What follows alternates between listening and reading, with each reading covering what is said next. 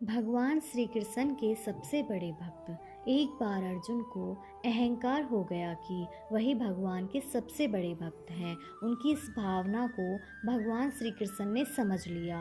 अर्जुन का अहंकार तोड़ने के लिए एक दिन भगवान उन्हें अपने साथ घुमाने के लिए ले गए।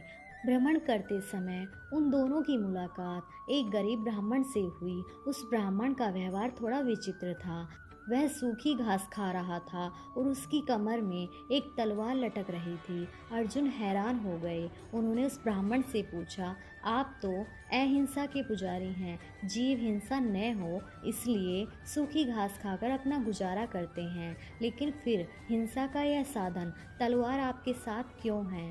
यह प्रश्न सुनकर ब्राह्मण ने जवाब दिया, मैं कुछ लोगों को दंड देना चाहता हूँ। अर्जुन ने उत्सुक होकर फिर प्रश्न किया, हे महामना, आपके शत्रु कौन है? ब्राह्मण ने उत्तर दिया, मैं 4 लोगों को ढूंढ रहा हूँ जिन्होंने मेरे भगवान को परेशान किया है, ताकि उन्हें उनके कर्मों का दंड दे सकूं। अर्जुन ने पूछा, वे 4 लोग कौन हैं? ब्राह्मण ने कहा, सबसे पहले तो मुझे नारद की तलाश है। नारद मेरे प्रभु को विश्राम नहीं करने देते, हमेशा भजन कीर्तन कर उन्हें जगाए रखते हैं। उसके बाद मैं द्रौपदी से भी अत्यंत नाराज हूँ। उसने मेरे प्रभु को ठीक उसी समय पुकार लिया जब वह भोजन करने बैठे थे। उन्हें उसी समय भोजन छोड़कर उठना पड़ा ताकि पांडवों को महर्षि दुर्वासा ऋषि के शाप से बचा सकें। इतना ही नहीं, द्रौपदी ने मेरे आराध्य को झूठा भोजन भी खिला दिया। अर्जुन ने पूछा, आपका तीसरा शत्रु कौन है? ब्राह्मण ने उत्तर दिया, वह है हृदयहीन प्रहलाद।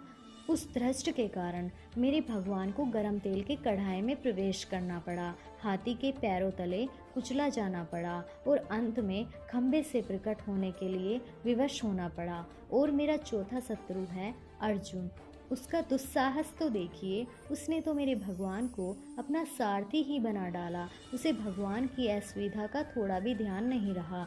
इससे कितना कष्ट हुआ होगा मेरे आराध्य भगवान श्री कृष्ण को। यह सब बताते बताते उस गरीब ब्राह्मण की आंखों में आंसू बहने लगे। उस गरीब ब्राह्मण की ऐसी निस्वार्थ भक्ति देखकर अर्जुन का सारा अहंकार पानी की तरह बह गया। उन्होंने भगवान श्री कृष्ण से क्षमा मांगते हुए कहा, मेरी आंखें खुल गईं प्रभु, इस जगत में न जाने आपके कैसे कैसे अद्भुत भक्त हैं, मैं तो इनके सामने कुछ भी नहीं हूँ। यह सुन भगवान श्री कृष्ण मुस्कुराने लगे।